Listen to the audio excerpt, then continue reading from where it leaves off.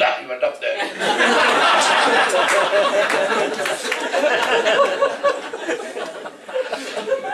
Asad Rao, how can you deny?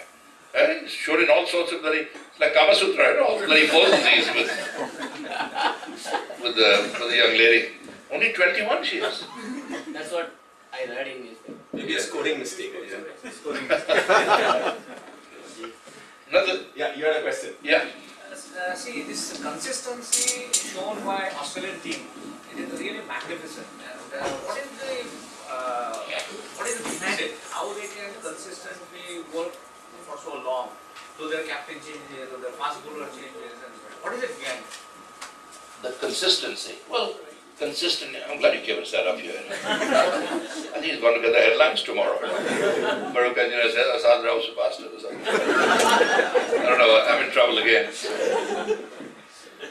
The consistency grows with confidence, with belief, self-belief. They are very athletic, very good cricketers, and they know it, and they're very professional, and they get the winning formula. You've written that book that you very kindly given to me.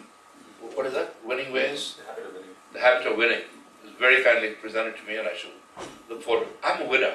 I'd like to think, whatever you do, you like to win. Otherwise no point doing it, is there?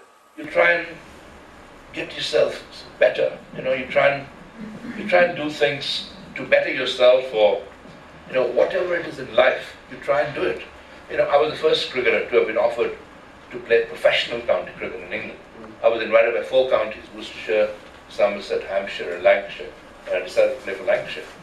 But again, it was a challenge. Other Indian players didn't go because the fear of failure. How will we be able to cope with that? And I thought, what is this, let's go and try it out. I'm offered a 3-year contract. If I fail, I can always come back. I was in Tata's, I was in management training. I remember asking G.R.E. Tata, to whom I was very, very close. I was very fortunate, he was such a great man, And I was offered like £5,000 or £6,000 for a 6-month contract. And I was a management trainee in Telco. So I asked G.R.E., he sort of smiled. He was Naval Tata, was one of the directors. He said, how long is it going to take you to earn this? At least a few years. This you're offered for 6 months. Of course, go and try it out. The House of Tatas will always have a top job for you. Get qualifications there, and come back. Such was the man, such greatness. And I'm proud to say I'm a brand ambassador for Jaguar in England. And that means I get the use of a Jaguar. It's brand new every 7 months. I think they forgot to change mine this time. It's about 8 months gone now. don't remind them. But I mean, this is nice. But what you said was self-belief, self-confidence, and all that. South Africa have the same thing. And talking about South Africa, I've got a nice story. Pre-apartheid days, apartheid, blacks and whites, didn't get along, couldn't play. Graham Pollock was I was the first Indian to have been invited to play for the World 11. Now, World 11 is the highest honor. That means you're the best in the world in your department. My deputies were Alan Knott, Rodney Marsh, and the selectors were Sir Don Bradman, Sir Len Hutton, and Sir Frank Warren, 3 knights, three of the greatest names in cricket. And I was hugely proud and privileged. In fact, Don Bradman, there's another story if you can remind me about, in Adelaide. But this was the confidence that we had. And this Graham Pollock was my roommate during the World 11. And he said the pre-apartheid days, he tried to get the blacks and the whites to play the same team. But they just couldn't unite. The blacks tried to run the whites out. The whites dropped catches of the blacks bowling. He said, I was fighting a losing battle. So he decided to get the team in the dressing room and say, look here, you guys play for the same team. From today, there is no blacks and no whites in my team. You all are green now. Understand? They all nodded their heads and said, what are you guys? Green. They said, fantastic. Play for each other, help each other. No blacks and no whites. You all are green. Understand? He said, oh yes. And he said, and as you go and sit in the team coach, make sure the light green sit on the left and the dark green on the right.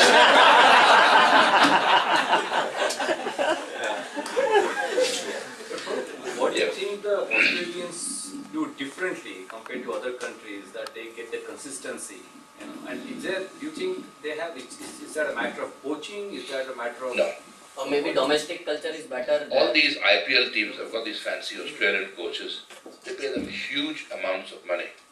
You know, like Bishan Bailey was in a function with a guy called Buchanan, he was Australian coach, and he asked him on the stage, you know, at a big function in Bombay. He said, Bishan was a bit pissed by then, you know. He said, Buchanan, you know, typical Sardar, you know. He said, did you make Australian cricket, or did Australian cricket make you, sort of, you know? And I think it was a good question, because he came, they're highly paid coaches. What do they do? What do they tell them at that stage, at that level, when you're playing international cricket? You know, it's a question of, you know, sticking the self-belief in them. That look here, you can do it. You know, you're good enough and all that. But otherwise, coaching and all that, okay, you shape a little bit of batsman. If he's playing across the line, you know, you play straight. Common sense dictates everything. You know, common sense is a huge factor in cricket as in life, in everything in life. So, I mean, that is the thing. They worked out quicker than any other teams have. And that's why they were a force to reckon with. But nowadays, you know, I mean, India were a force to reckon with. I'd like to think we still are a force to reckon with. Without actually trying to take any credit away from Australians, how much? I thought we had a ventriloquist here. How much would you say let's say, how much credit would you give to their sledging, which they're famous for? To the sledging. Sledging, yeah. Yes, the Australians started because they thought they can put a batsman off. You know, and again, another story, full of funny stories. Dennis Lilly, you heard of? Yeah. Yeah. Bill Lorry before that. Bill Lorry. Yeah, but this is Dennis Lilly this time, you know, who played for the World 11 at Perth. I hit him for 2 consecutive sixes. And third ball, he just came charging past the umpire. You know, his own down is giving him some stick. You know, Lilly's got there. And he's just been hit for 2 consecutive sixes. Came running right past me and hit the seam on my nose. He said, if you hit me one more time, I'll come and smash that, sorry to use the word, effing black face of yours. You know, and he strolled off in this thing. And I was smiling. I turned down to Marsh and Chappell, the slips. I said, not only a pissed pot bowler, he's very colourblind as well. You know? And they all killed themselves laughing. And Dennis is wondering why his own teammates are laughing with me. He couldn't wait, you know, to ask them. End of the over, he came on and says, good on you, mate, we'll have a few beers later. And we did. But, you know, as soon as something comes, you think about a story, you know, and I hope I'm not digressing. Yes, sir, you want to ask a question? Why only India is opposing a different system? The DRS. The DRS system. Frankly, I don't know why. Because I think we should accept it. What is your opinion, personal opinion? My personal opinion, the DRS, if you have technology, use it.